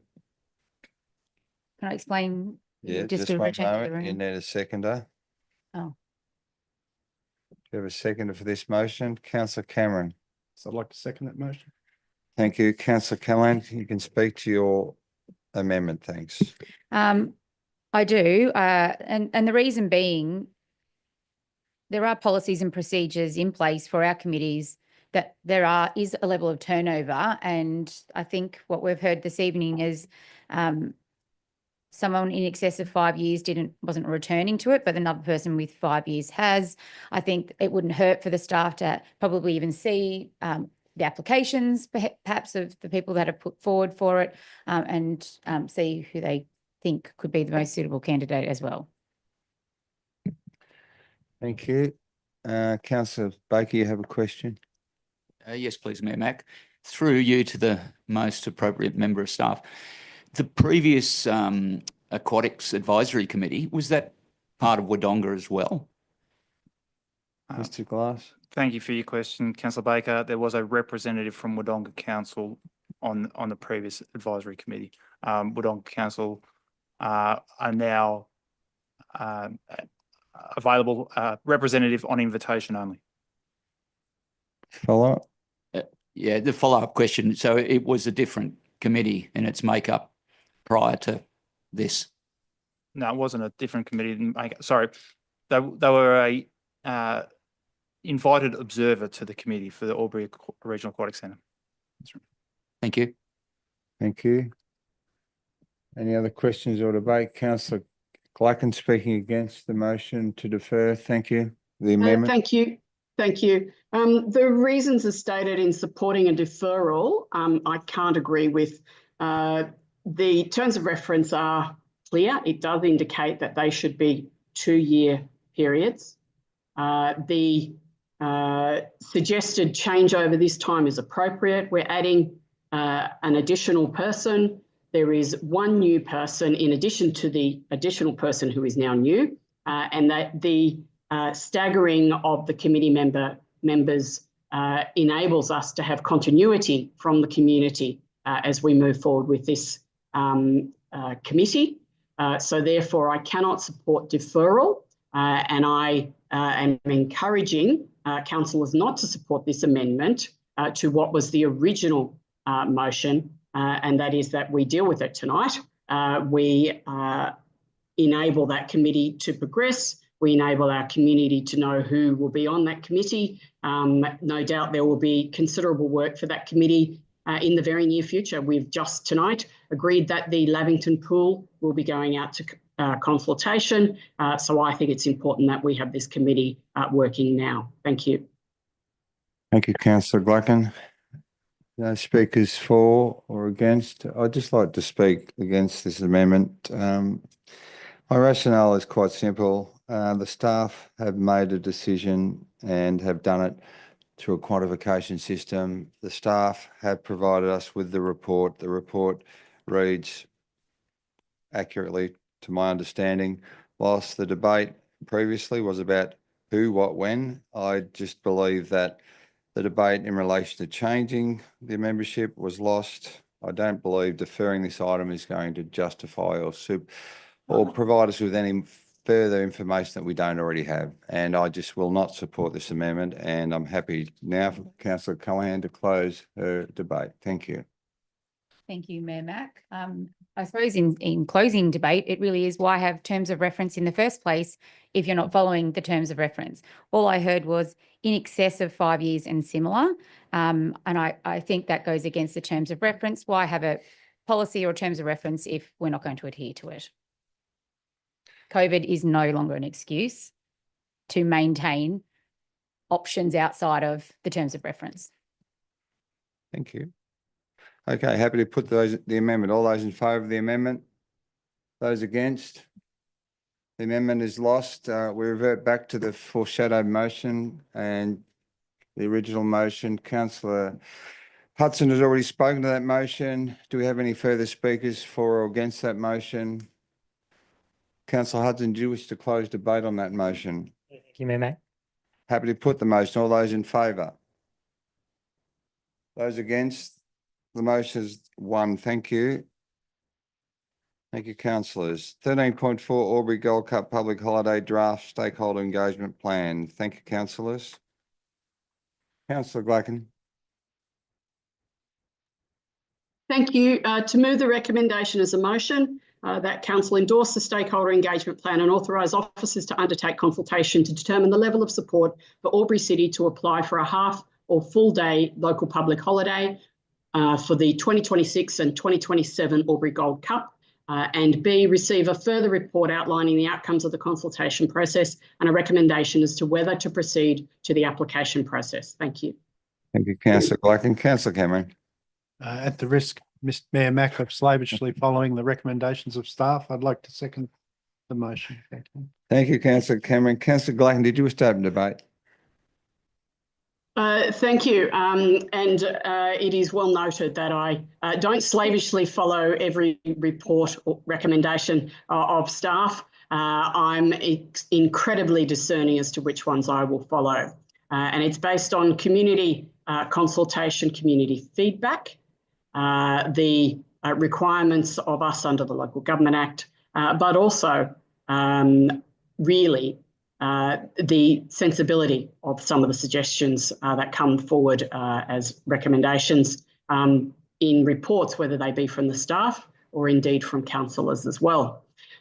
This report, as we've read tonight, is asking us to consult with the community as to whether or not our community supports the Albury Gold Cup, either half or full day local public holiday.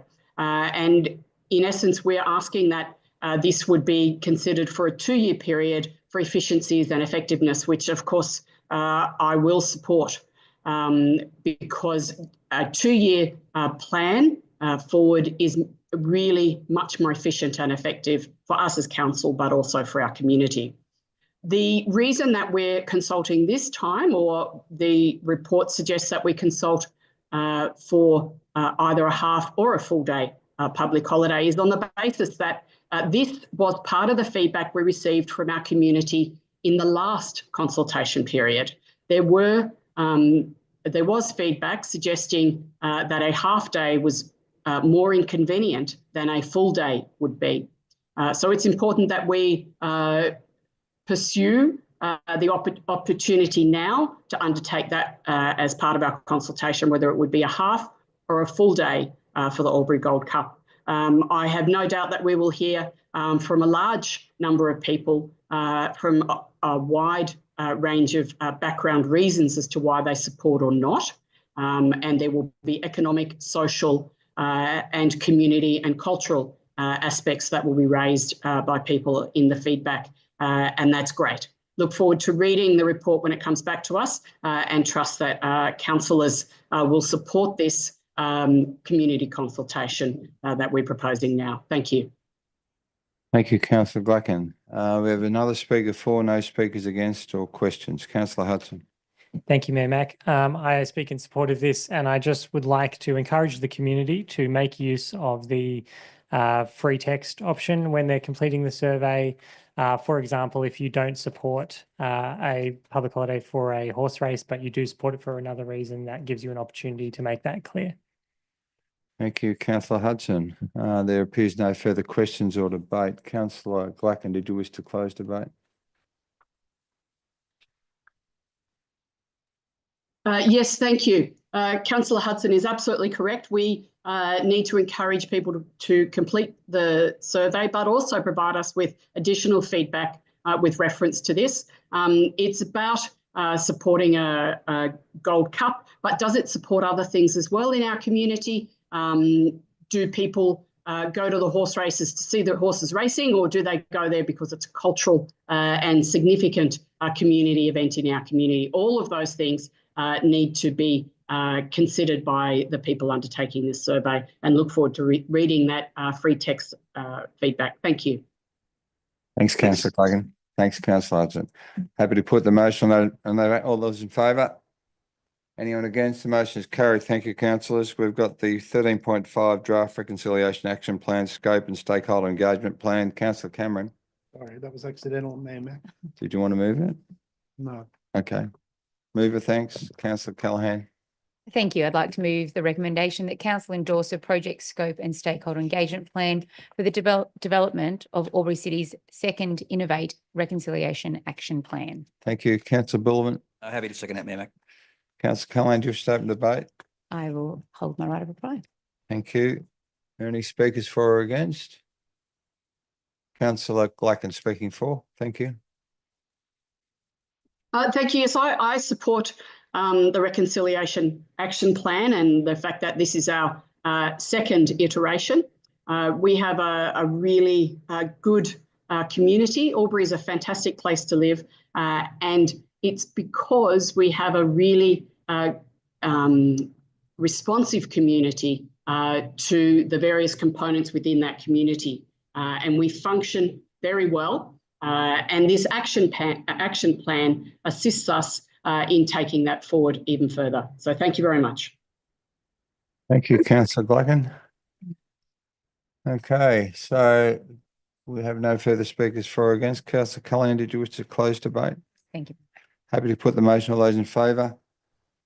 Anyone against? The motion is carried. Thank you, councillors. 13.6 draft water and wastewater infrastructure master plans. Thank you, councillors. Councillor Bullivant. Thank you, Mayor Mac. The council A receives and notes contents of this report. B endorses the revisions of the water infrastructure master plan and the wastewater infrastructure master plan for public exhibition purposes over a minimum period of 6 weeks together with the Thurgoona-Willinga precinct structure plan. C, if no objections are received during the exhibition period, adopts the water infrastructure master plan and the wastewater infrastructure master plan. Thank you. Seconder, councillor Cameron. Thank you, Mayor Mac. I'd like to second the motion. Thank you. Councillor Bullivant, have a question. You happy for me to take the question? Yes, Mayor Mac. Thank you. Councillor Callaghan. Thank you, Mayor Mac, through to the most relevant staff member. It says here we're having it for 6 weeks, which I think is a fantastic idea. My question is, it says together with the Thurgoona-Willinga precinct structure plan, when will that be coming to the community and see that level of overlap? Miss Leopold. Yep. Thank you for the question, Councillor Callaghan, and through you, Mayor Mac. The intention is to bring the Thurgoona-Willinga precinct structure plan towards the end of April to council for consideration, the draft updated plan. And by putting these together on public exhibition, potentially also with the social infrastructure strategy, we're hoping to be able to demonstrate to the community how all these pieces fit together in providing for the future of Albury. Thank you. Follow up, councillor Callaghan. So it seems likely from my calculations that 2 weeks will be the time frame in which this will be open at the same time with the Thurgoona-Willinga to see that shared comparison of information. Thank you. Miss Leopold. Just to be clear, so the draft water infrastructure master plan and draft wastewater infrastructure master plans will be visible online from today or from last week. However, I guess an engagement program will occur from April to May together with the Thurgoona-Willinga precinct structure plan. Thank you. Excellent. Thank you. No further questions. Okay, what we're up to, councillor Bullivant, did you wish to open debate? Thank you, Mayor Mac. 2025 and the next 50 years going forward, We can see we've got a lot of big numbers in this report for our infrastructure requirements. Henceforth, so getting these things done and getting things actioned for on behalf of our growing city is quite paramount. We can see we've got a few issues that probably need fixing going forward, but overall it's a very good report that we've got to take on board, and hopefully it all comes together smashingly. Thank you, Councillor Bullivant. Councillor Glacken. Thank you, yes, and thank you for the opportunity to speak. I note there's appear to be no one speaking against. Albury City has over 600 kilometres of water and sewer waste pipes. That's a significant amount in any local government area. Unlike some other local government areas, we as a city are responsible, or as a council are responsible for our local government area water and sewer, and we supply to other local government areas as well. It's a critical piece of infrastructure that is very expensive. Working forward for 50 or so years is very important. It's important to us as a council, it's important for our staff to be able to make those projections, and it's very important for the community, including developers, government agencies, to understand and be able to work with the future planning for water and waste infrastructure within our community. The projections are significant for cost because the projections for work into the future are likewise significant. It's important to note, and I'm hoping that the community will understand that the funding for the waste and water infrastructure within our city is separate but alongside of the other budgetary requirements for Albury City. And that is an important aspect that not all communities understand, because not all communities are responsible for their own water and waste infrastructure. So I look forward to this being out on for public consultation. It is fantastic that the staff will enable these draft plans to be available for a longer period of time to enable people to take a better assessment or make a better assessment and to do so at a what is really a significant pace to be able to get through all of the infrastructure. So thank you very much. Absolutely support this. Thank you, Councillor Glacken. Question from Councillor King. What opportunities, through you, Mayor Mac, to the most relevant member of staff, what opportunities are there for federal or state funding into this sort of infrastructure typically? Are there generally opportunities? I know the Feds announced some projects recently. Do we have an indication of government appetite for supporting councils? Because clearly it's very expensive. Ms. Leopold. Thank you for the question, Councillor King, and through you, Mayor Mac. Certainly, we have looked into opportunities for grant funding. In terms of water, provision of water and wastewater infrastructure, there are some specific grant funds such as the National Water Grid funding, which is available to local governments in particular and includes for new treatment facilities or for upgrade of pipes, for example. So that would fit the criteria. Also, depending on the element of the program, if an element related to economic development, for example, then perhaps those other grant funding opportunities may also be available for that specific piece of infrastructure. Comfortable? Yep. No further speakers. Forgan's question from Councillor Callaghan. Oh, thank you, Mayor Mac. I have a couple of questions. Just in relation to the grant funding, what is it in the vicinity of? Like, what is it that we're probably likely eligible to apply for, given our large infrastructure costs? Ms. Leopold. Thanks for the question, Councillor Callaghan. I wouldn't be able to say off the top of my head. We would likely package up a project in particular, but Mr. Willis may be willing to add something further to that. Mr. Willis. Yes, thank you for the question. Infrastructure grant funding is very much conditional upon the type of infrastructure and the type of project and whether it meets certain criteria of the funds. However, there is underpinning all that is documents such as our master plans, which provides a basis for the application to justify the need and the level of expenditure. And that could be anywhere from tens of millions to depending on hundreds of millions, depending on the type of national significance of the project. Comfortable? Any further speakers for or against? Would appear not. No further questions. Just to finish up before we go back to Councillor Bullivant, this particular master plan is about growing Albury for the future, and certainly we've had the feedback from the 2050 plan from our community. I must say that in the duration of my time on council, the comments I have from other people attending from other council areas, Bendigo, Ballarat, similar to New South Wales, Dubbo, Tamworth and other areas, always comment on the quality of this city, the quality of its buildings, the quality of its facilities and quality of our grounds. And certainly they are envy of what we have and what our community has. This particular offering, whilst to some it's not sexy, water and sewer, without it, there'd be a lot of people upset. And certainly it's all under the ground and you can't see it.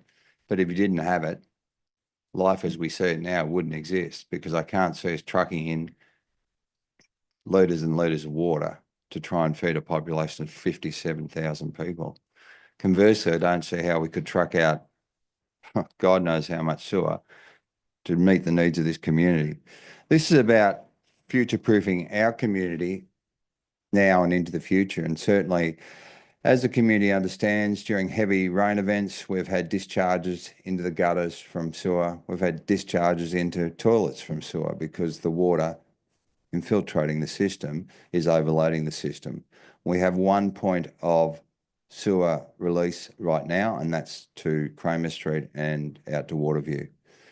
This proposal is about providing alternative sources and alternative measures to undertake safeguard our community from now and into the future. And I think the cost of it is certainly something is significant, but there will be money, I'm confident, through the state and federal governments for what we are talking about in Australia is affordable housing and growing our communities. And Thurgoona, Willinga and other areas of Albury are certainly significantly representative of that, given that Albury is in, from what I understand today from our new media person, that we're in the top 5 domain in relation to growth in our state, in terms of that's all LGAs in our state, including Sydney area. So it's a significant number, and with that comes a significant responsibility. So this is our staff meeting that responsibility, and certainly our budget this year will be challenging, and it will be in some ways not confusing, but challenging for our ratepayers to understand that the gold class quality sometimes has to take a back seat to the more important things that are under the ground. And certainly we will still maintain the level and quality that we provide as a council, which the staff need to be equally proud of. But at the same time, we need to be visionary and provide the right guidance to our community and our future. And this is one of those reports that I really, really strongly recommend. So thanks to the staff for the work they've done, and certainly thanks to all the staff for what they do every day. Councillor Bullivant, did you wish to close debate? Thank you, Mayor Mack. Once again, you've stolen half my thunder, Mayor Mack. But when staff Not bring raining. reports, when staff bring master plans like this before council, that they've put their heart and soul into future-proof our city. This is the exciting part about being on council, seeing what's coming in the future as a councillor, and to seeing what the staff are providing our city going forward is a really good thing. So future-proofing, I love future-proofing, and for the next 50 years, our city's going to be in not in the where, but it's going to be going forward. Well done. Thank you, Councillor Bullivant. Happy to put the motion. All those in favour? Anyone against? The motion is carried. Thank you, councillors. We have no delegates' reports for noting. I've not been made any notice of urgent business. Does any councillor have any at this point? Doesn't appear to be, and there are no confidential matters. The only matter that's not confidential is it's my birthday, and anyone wishes to stay behind, they can. Meeting closed.